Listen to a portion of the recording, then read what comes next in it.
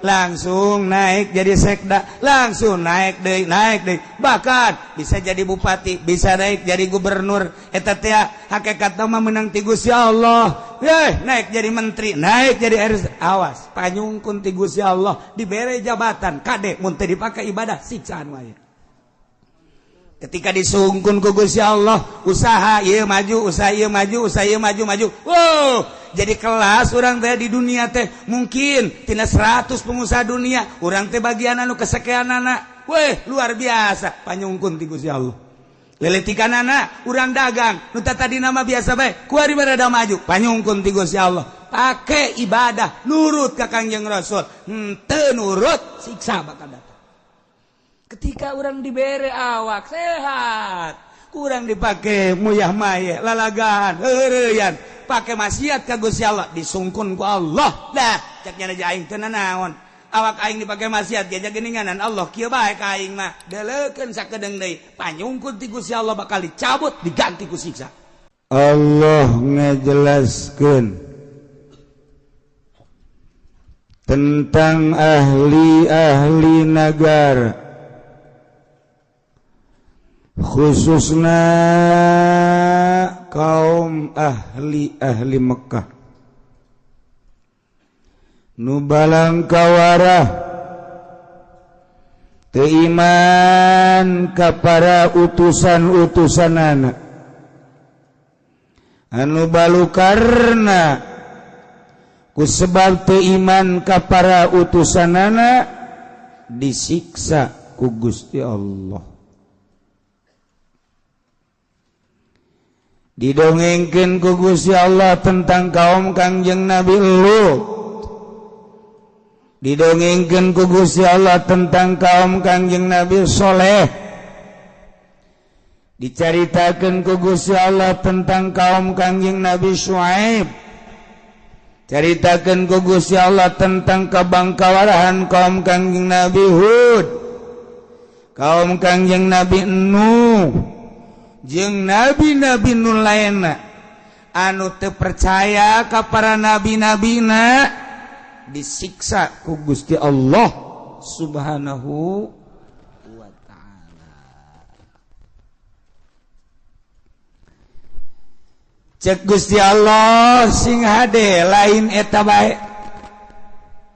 Eta teh jang percontohan-percontohan, jang itibar-itibar. Ketika negara mana baik kaum na telurut ke Rasulna, telutup kemungkinan ku aing disiksa kaum tersebut. Masya Allah. Konsepna hayang mahmur, berlimpah ruah cara kamari. Hiji amanu, nomor kedua wat taqau, iman jeung taqwa. Masya Allah, babari di ngomongkeun diucapkeun nama babari jasa iman jeung takwa. Praktek da Gusti Allah nu agung hese jasa. Boro-boro batur sangkirang urang ge nu sok ngaji bae titah takwa teh hararese. Titah takwa nu bebeneran teh hese lain lalaga. Nah, ieu lanjut ieu. Afa amina ahlul qura ayatiyahum basuna bayata. Di negara-negara anu ahli-ahli negara tersebut ternyata geus para rohoan ka instruksi para rasulna. Kuari urang di akhir zaman negara anu diutusna di akhir zaman mah Kangjeng Nabi teh Kangjeng Nabi Muhammad sallallahu alaihi wasallam. Ulu iti zaman Kangjeng Nabi berlanjut ke zaman khalifah, berlanjut ke para tabi'in, berlanjut ke atba tabi'in. Kuari urang di zaman kepemimpinan Jokowi. Ternyata barang ditaliti ku urang di negara Indonesia anu tadina 90% Islam, kuari menurun menjadi 85%. kafir naik di Indonesia, Kristen naik, Katolik naik, Protestan naik, Buddha, Konghucu, Hindu naik, Islam turun. Kajian heulana, dia tetap mayoritas orang. Barang kurang ditinggali nu mayoritas di Indonesia teh bahkan mayoritas nu jadi pejabat teh geuninganan agamana Islam. Tapi barang ditinggali moral, nah orenganan moral geus lain moral Islam. Lamun urang guari ngadenge bahwa di DPR teh neulean gambar X3 tarolol. Guari mah di HP na teh geus masing-masing aya gambar-gambaran susu nu terbuka. Berarti kan resep. Emang kiai resep ulah ngomong ka aing. Elanan ieu mah batur baheula.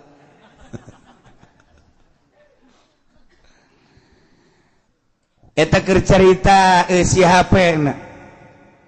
Keur carita eta bagian daripada moral. Kuari lamun urang carita anu geus kanyahoan ku urang sabaraha menteri anu ngurusan negara urang anu disel, sabaraha gubernur nu eta teh ngurusan agama urang nu disel, sabaraha bupati nu ngurusan negara urang nu disel, sabaraha camat, sabaraha lurah. Berarti moral bangsa teh penggedena bagi geus kos kitu. Kuari neuleuh rakyat, ya Allah ya Rabb. Urang deuli di pengajian kos kieu mareke kopea mareke tiung teh. Ketika geus bubar jelemana ieu kene tiungna dipiceun. Di kumaha deui coba ieu? Tarolah urang mah geus kaeusi di jero benak hate ku ilmu. Aya ngaranyadradasieun ka Allah, tapi nu teu ngaji. Lamun urang leuleuh di ditu di Cikupa di perumahan naon karana nu di Cikupa teh?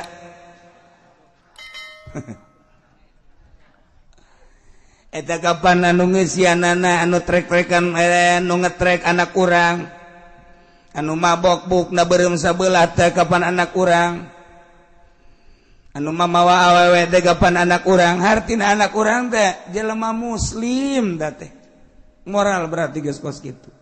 Ya Allah ya Rabbi, ieu moral bangsa teh geus kumaha geus eueuh persatuan jeung kesatuan teh geus teu ngahiji kuari. Urang neangan neuleuh nu mabok geus lain di Grogol deui, geus lain di Jakarta, lain di Bandung deui.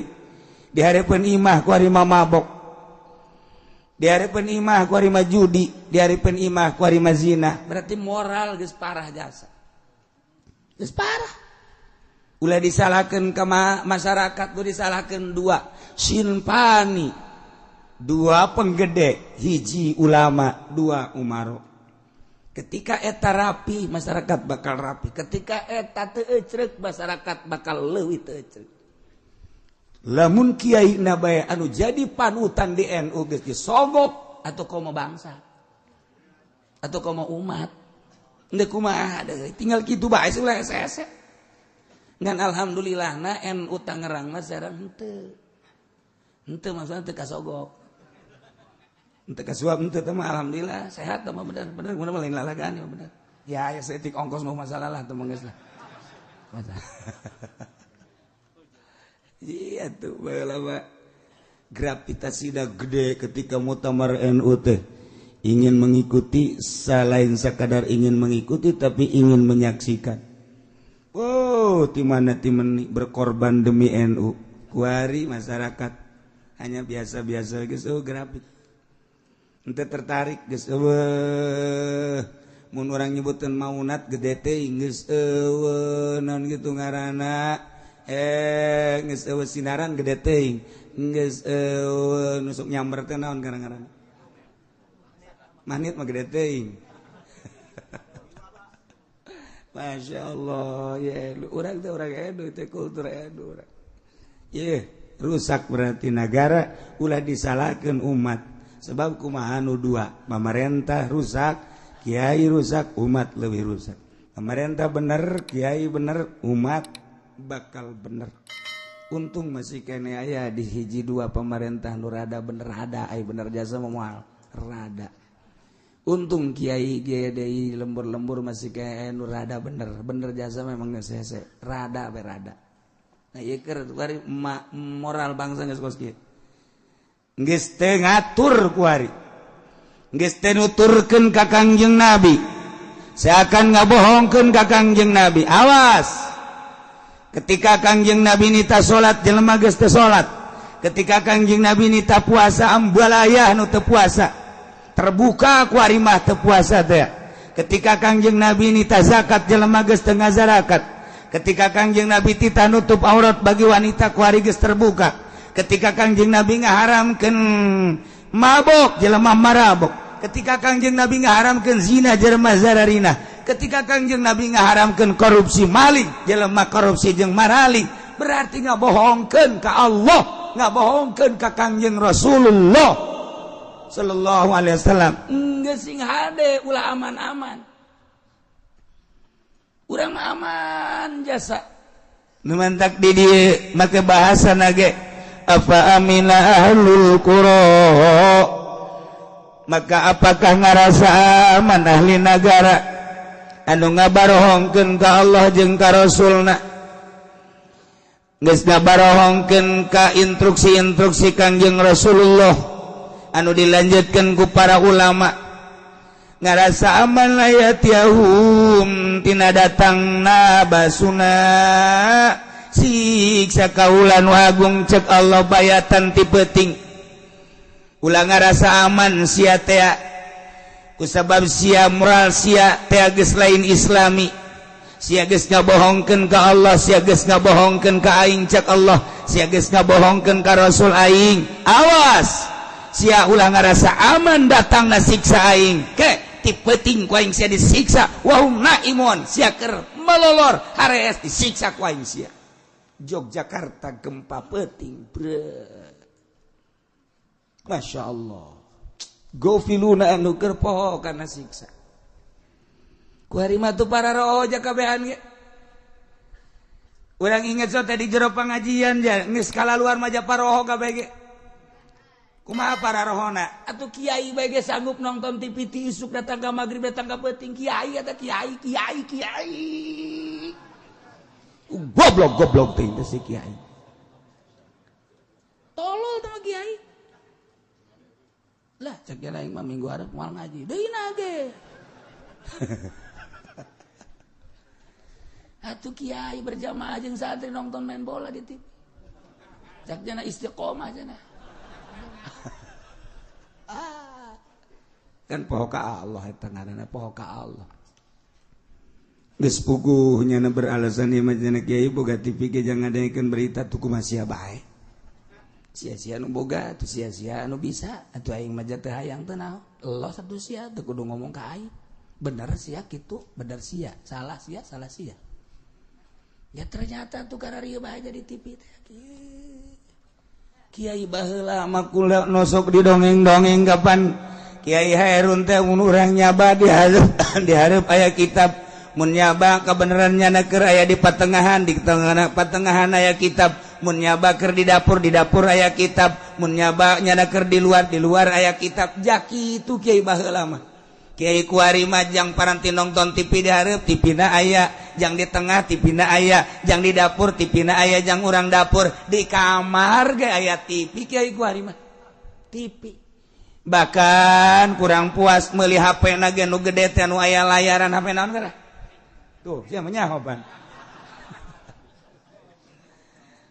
keur ngising ge nonton TV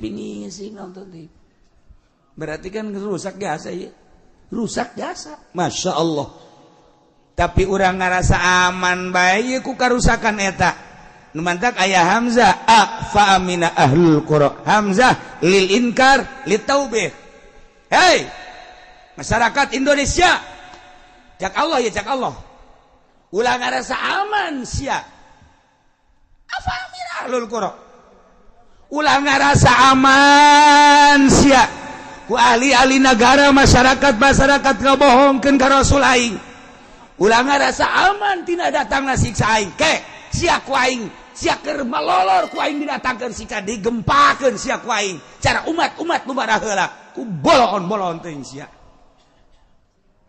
Eta takos itu kula ta. Fa amina lil inkar.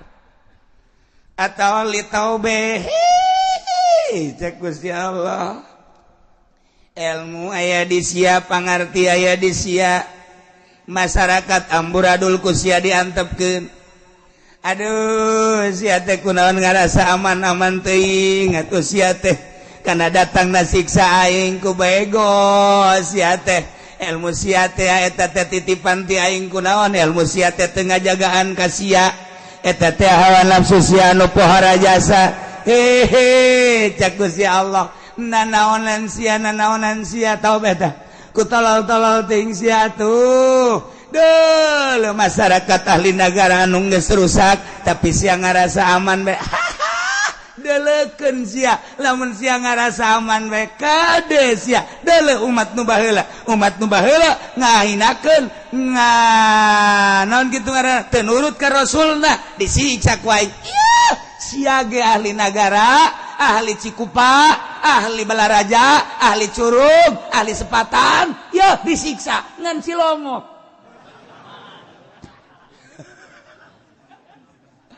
Aman. Sebab nu zina di Cilongok mah. Mantep. Nu mabok nu judi di Cilongok mah. Aya ge di Balaraja ngan di deuleu KTP-na urang Cilongok.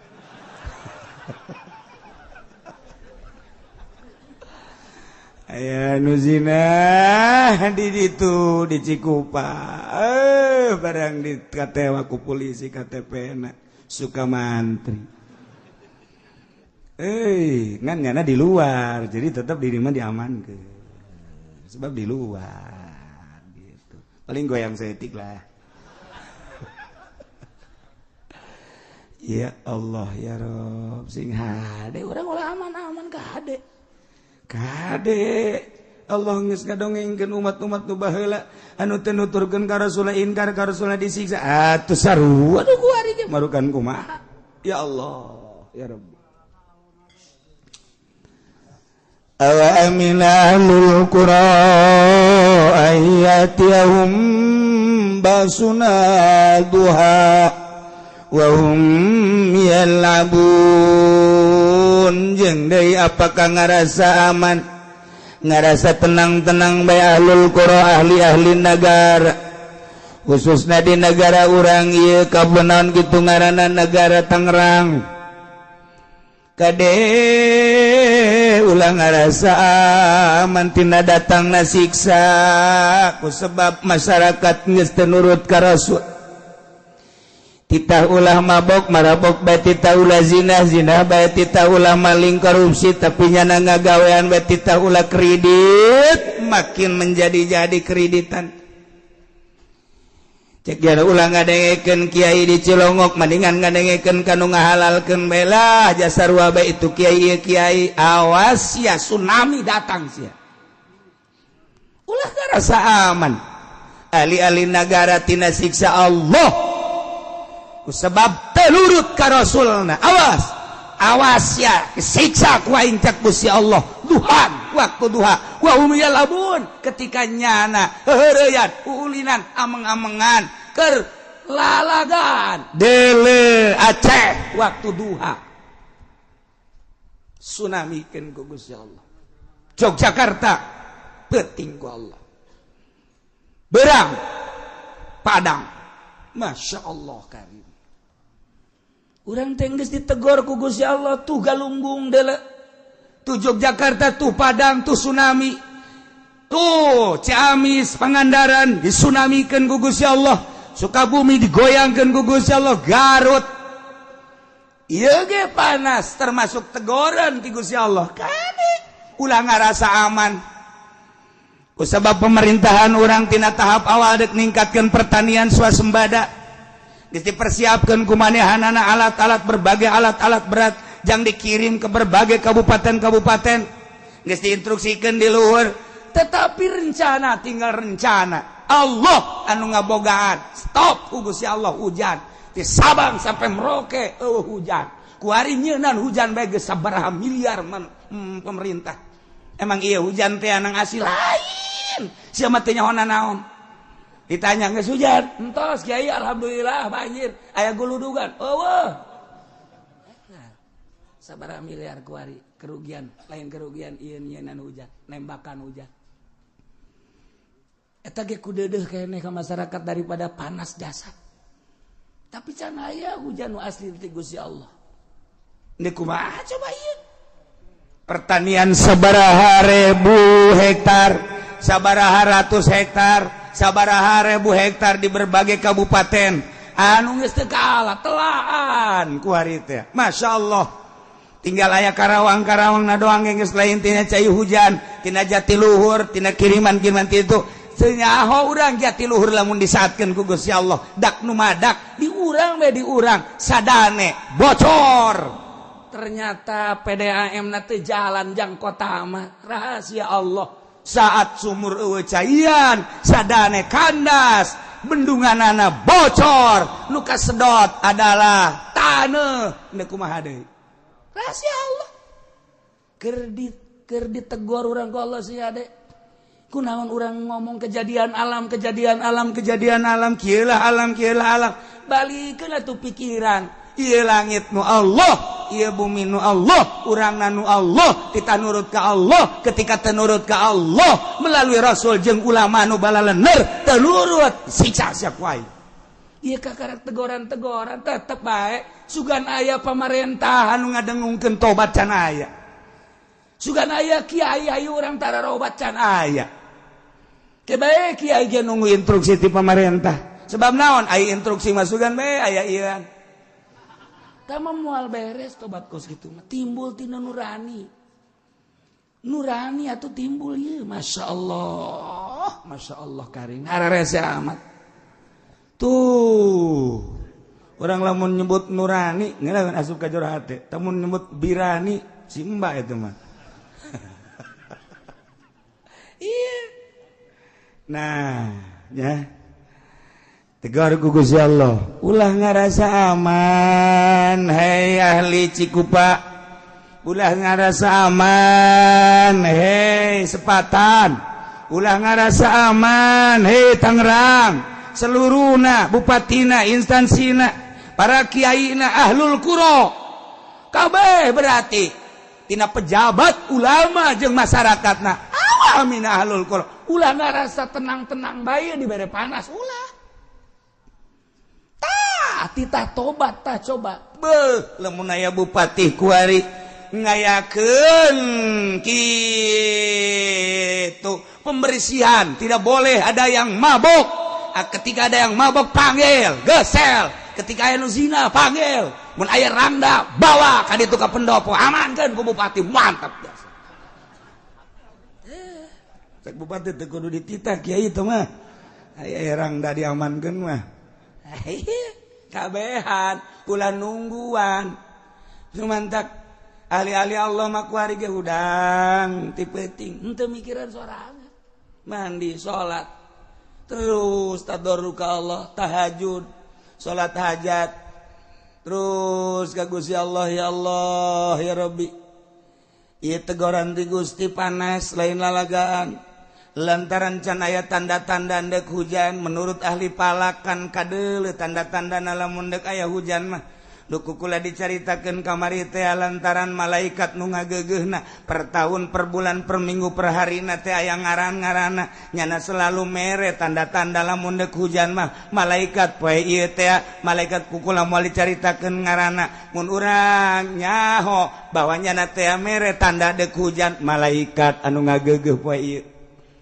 malaikat anu ngageugeuh dina minggu ieu mere diantarana tanda dek hujan teh aya angin anu tiis kana ceuli cek malaikat ku aing dibere ketika endek hujan asli ti Gusti Allah ceuli katiup ku angin tiis tuh mulai aya sia mah telok memperhatikeun kan tiup ku malaikat ditiup teh malaikat telok main-main malaikat memang main-main teu mun malaikat main-main bahaya mun aya malaikat lalagaan kamari ke tahun baru jelema make trompet pratet malaikat Israfil neuleuh wah nu aing jadi tiup ya gua brot atuh bahagia amat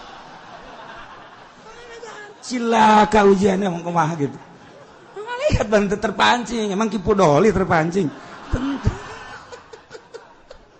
lamun malaikat Israfil terpancing urang geus aya di mana meureun atuh henteu ceknya aing menungguan instruksi bae cek malaikat mendak mahasiswa di Bandung mempertanyakan ka dosenna Pak ya saya mau bertanya ada apa malaikat Jibril itu kan tugasnya memberi wahyu membawa wahyu kepada para rasul iya sekarang kan rasulnya sudah tidak ada berarti dia pensiun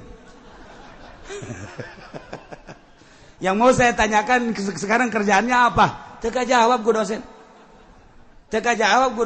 iya ya apa ya saja oh hese terus bertanya di universitas baheula mah IAIN Cipadung ku mah UIN meureun terus datang ka sababaraha universitas naik terus ka Trisakti ka ITB teu kajawab ku dosen aya lah kiai nu sok di masjid bae nu magahana ge lah paling ge 20-an nu bari batuk bae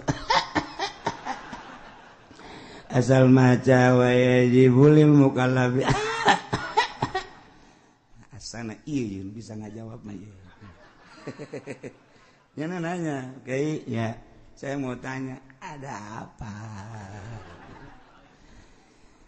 Malaikat Jibril kan tugasnya membawa wahyu kepada para rasul. Benar, pinter hujan. Tapi kan kuari rasul geus aya diakhiri ku Kangjeng Nabi urang. Ieu tugas malaikat Jibril berarti pensiunnya. Atun tejang teu pensiun. Naon atuh kuari tugas? Kuari tugas na malaikat Jibril mah ngumpulkeun batu. Ngumpulkeun batu. Jang naon? Jang meupeuhan sia. Ini tia ka ditu bisi ka peupeuh. Bisa da kiai.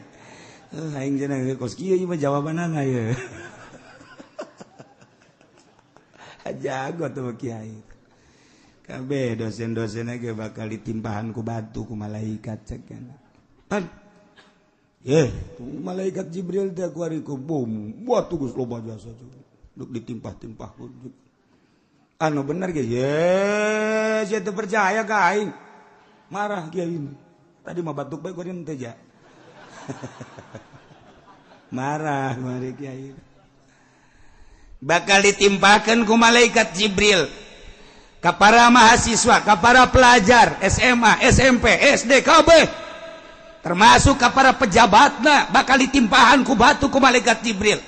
Ulah tenang-tenang sia cek eta kiai. Ih kiai kolot juga gak amat cek eta. Bisa jadi kos gitu. Lantaran dosen-dosenna, pejabat-pejabatna jeung kiai-kiaina geus teu nurut ka malaikat Jibril. Geus nurut ka wahyu nu dibawa ku malaikat Jibril ka para rasul ka kedeung deui ujala batu sing gelembung ti heula anu nanya ka aing sia ampun jaket balik sieun nya aing mal nanya-nanya deui ka nya jaket teu aya aing aduh serem jasa teh kiai sakena ieu awa amina ahlul qura masyaallah. Mantap ulah sembarangan nanya ke kiai ahli Allah mah bakal malik kanyana sorangan itu kiai sok diuk baik itu emang kumaha kitu jawabanna beuh meyakinkan kiai kos kitu geus tata mahasiswa barang datang ka imah aing bingung cenah dek nyieun artikelna ya bingung ye makalahna kumaha ye masa malaikat Jibril ngumpulin batu.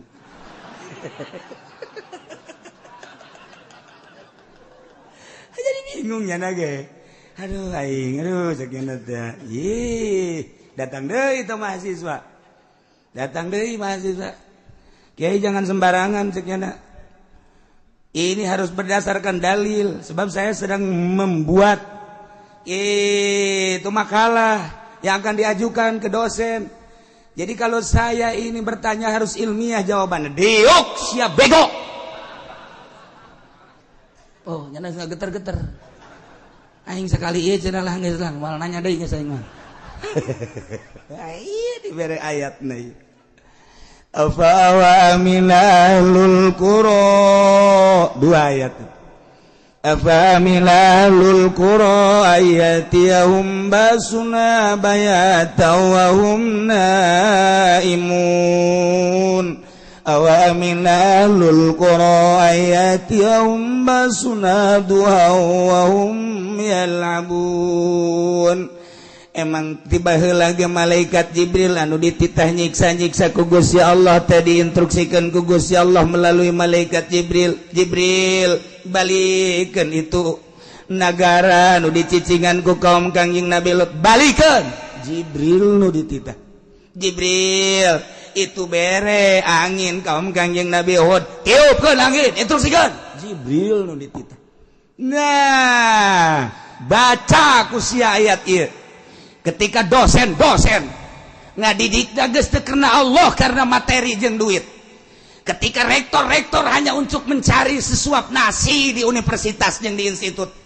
Ketika kiai ngajar geus teu ikhlas, hanya memamerkan ilmu-ilmuna di berbagai majelis taklim, berbagai kantor dan berbagai tempat-tempat. Tunggu tanggal mainnya. Jibril bakal datang nyiksa kiai-kiai tersebut.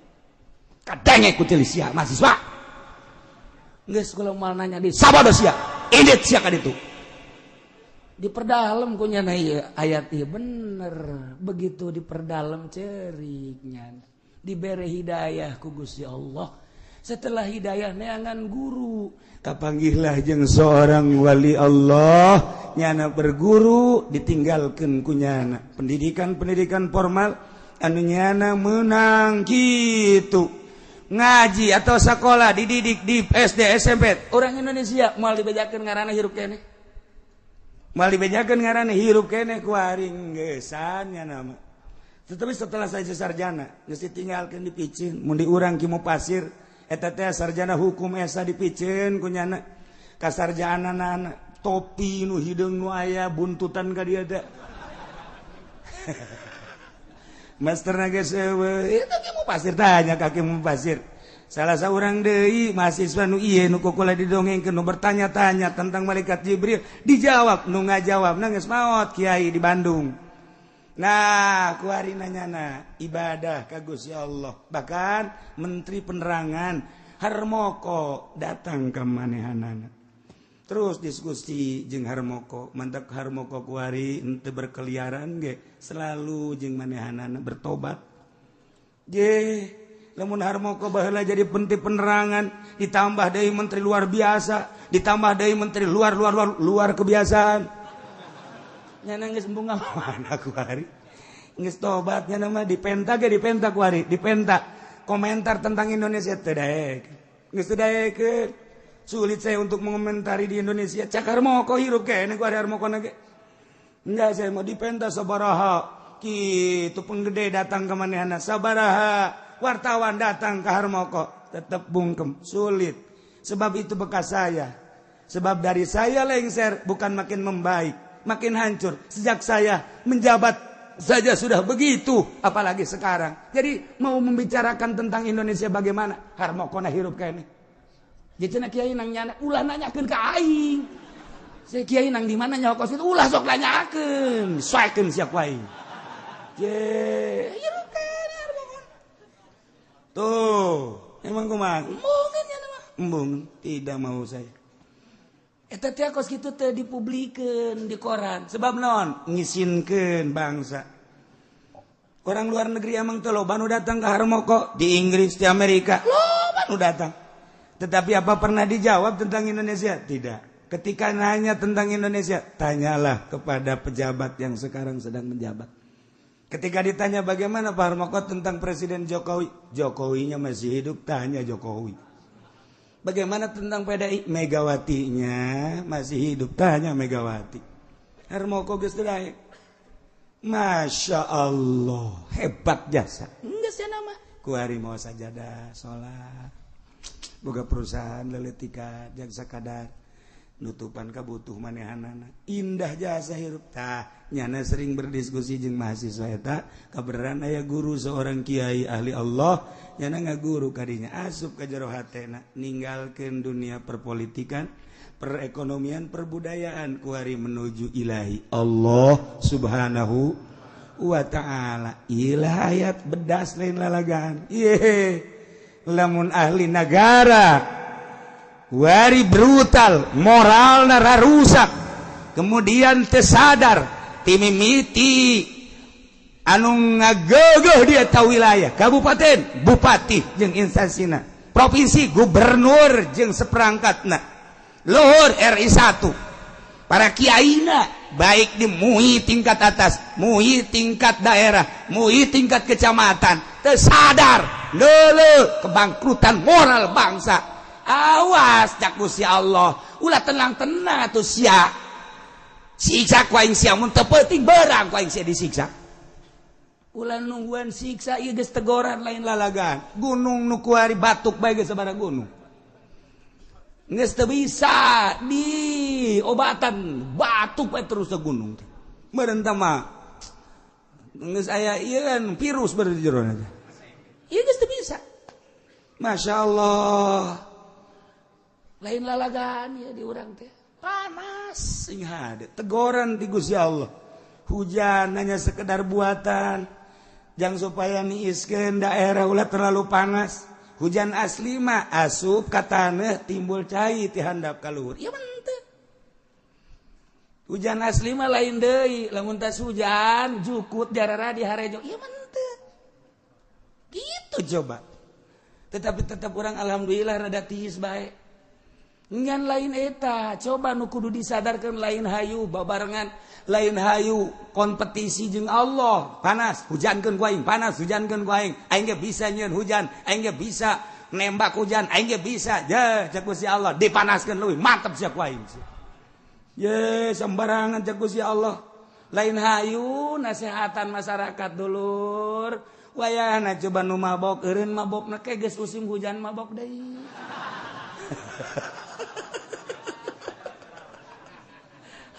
Tukangan nasehatan Golkar tau kos gitu mah. Tilok bareres. Oh bener kan nasehatan anak. Masya Allah Karim. Nah iya ditegur ku Gusti Allah. Deuleuh umat nu baheula. Teu nurut ka Rasulna siksa ku aing. Tidak menutup kemungkinan kuari teu nurut ka Rasul aing. Siksa ku aing. Ulah ngarasa aman sia nonton TV bae, nonton film bae, SMS-an bae, HP-an bae sia dan lain-lain sebagainya. Terus korupsi, terus maling, terus zina, terus mabok dan lain-lain sebagainya. Deuleukeun ku aing mun teu beurang peuting siksa sia ku aing. Na'udzubillah min dzalik. Afa aminu makrallah fala ya'manu makrallahi illal qaumul khasirun.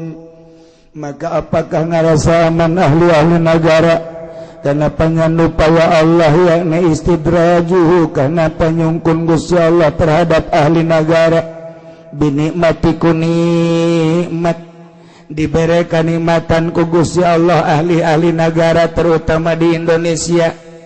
Sebab di Indonesia mah dipikabi tahu negara-negara saja loba kenikmatan anu timbul ti bumi. Anu ti diri urang kenikmatan sehat, kenikmatan segala rupa loba dibere ku Gusti Allah hasil bumi anu luar biasa. Urang digali dihandap timbul emas, digali dihandap timbul logam, digali dihandap batu ambalaya. Geus puguh di Garut ti baheula ge aya batu-batu Garut. Kuari mah batu Garut teh aya nu beureum aya nu koneng baheula mah khusus batu Garut teh ngan hejo wungkul. Saingan jeung Jamrud lantaran boga kekerasanana anu luar biasa ketika geus ngenclong bagus batu Garut seimbang jeung Jamrud baheula. Kuari mah nu koneng aya nu beureum aya nikmat ti Gusti Allah. Eta teh panyungkun ti Gusti Allah jang ibadah. Dikaluarkeun deui di ditu di Medan batu bacan, dikaluarkeun deui di Aceh batu giok, dikaluarkeun deui ti berbagai daerah. Masya Allah batu-batu ieu lain lalagaan di urang mah subur jasa ti mimiti emas baheula mangan cikotok doang. Kuari mah di Palembang timbul emas, di Garut timbul emas dan lain-lain sebagainya. Geus puguh di Brebes mah emas teh sakopeah mah lulu. Lain lalagaan emas mah lulu. Emas tono tah mah. Logam teh perak teh perunggu teh ya Allah ya Rabbi lamun urang ningali pabrik besi baja koran aya di urang lain lagan teu beak-beak besi datang kanu jadi direkturna datang kanu jadi bosna urang Australia urang luar negeri urang Indonesia hanya jadi karyawan biasa. Masya Allah karim geus puguh lamun urang nyaritakeun emas anu aya di luar anu dibawaan ku Amerika urang mangan sakadar memandang dipuatkeun ka kapal diproduksi di urang diproduksi di kapal gelenyeng dibawa ka ditu urang nu bogana sebagai bangsa Indonesia ngan sakadar neule doang nu untungna hanya penggede di luhur jeung Amerika nu urang teh lain nagaranya negara nu urang urai barang pajak terus-terusan ketika urang teu mayar pajak marahnya anak tetapi keuntungan anak lain dipakai ngabangun bangsa jeung negara hanya nyana doang ngan presiden urang mah tetep henteu korupsi henteu kanyawan teu korupsina nyana mah kempleng henteu nyana mah atuh gendutan Haji Pendi ja nyana mah iyalah afa amina ahlul qura ayatihum basuna bayata wa hum naimun awamina ahlul qura ayatihum basuna duha wa hum yalabun apakah ngarasa aman ahli negara kana panyungkun Allah disungkun naik jabatan tadina jadi staf kuari naik jadi camat pindahkeun deui ku Pak Bupati langsung naik jadi sekda langsung naik deui bahkan bisa jadi bupati bisa naik jadi gubernur eta teh hakikatna mah meunang ti Gusti Allah naik jadi menteri naik jadi RS awas panyungkun ti Gusti Allah dibere jabatan kade mun teu dipake ibadah siksaan wae. Ketika disungkun ku Gusti Allah usaha ieu maju usaha ieu maju usaha ieu maju wow jadi kelas urang teh di dunia teh mungkin tina 100 pengusaha dunia urang teh bagian anu kesekianana luar biasa panyungkun ti Gusti Allah leletikanana urang dagang nu tadina mah biasa bae kuari barada maju panyungkun ti Gusti Allah pake ibadah nurut ka Kangjeng Rasul henteu nurut siksa bakal datang. Ketika orang dibere awak sehat kurang dipakai muyah maye lalagaan heureyan pakai maksiat ka Gusti Allah disungkun ku Allah dah cek nya aing teu naon awak aing dipakai maksiat ge geuninganan Allah kieu bae ka aing mah deleukeun sakedeung deui panyungkun ti Gusti Allah bakal dicabut diganti ku siksa singa deui lain lalagaan. Nah nu mantak ditegur ku Gusti Allah afa aminum makrullah apakah ngarasa aman ahli negara karena panyungkun Gusti Allah dengan nikmat awas bakal dibere siksa sekaligus kade fala ya'manu makrullah teu ngarasa aman kana siksa Allah teu ngarasa aman kana panyiksa Allah illal qaumul khasirun kecuali kaum-kaum anu rugi jelema nu ngarasa aman jelema rugi jelema nu ngarasa tenang jelema rugi jelema nu ngarasa indah hoy bae tenang-tenang bae awas siksa ku Gusti Allah baik siksa perorangan atau siksa keluarga atau siksa sakremplok daerah atau siksa secara nasional awas sing ada ngeulah urang ditita babalik ka Gusti Allah sanajan pamarentah urang bupati urang can ngainstruksikeun tobat wayahna urang masing-masing di lembur lobakeun tobat ka Gusti Allah Subhanahu wa taala. Besi aya nu brutal mabok zina tegor ku urang, besi aya nu judi tegor, besi aya nu maling tegor. Kade ulah nang tangan ka Gusti Allah lantaran nu ngarasa aman eueuh deui kecuali illal qaumul khasirun kaum anu rugi. masyaallah kadituna bakal aya pertanyaan deui awalam yahdilil ladzina wallahu a'lam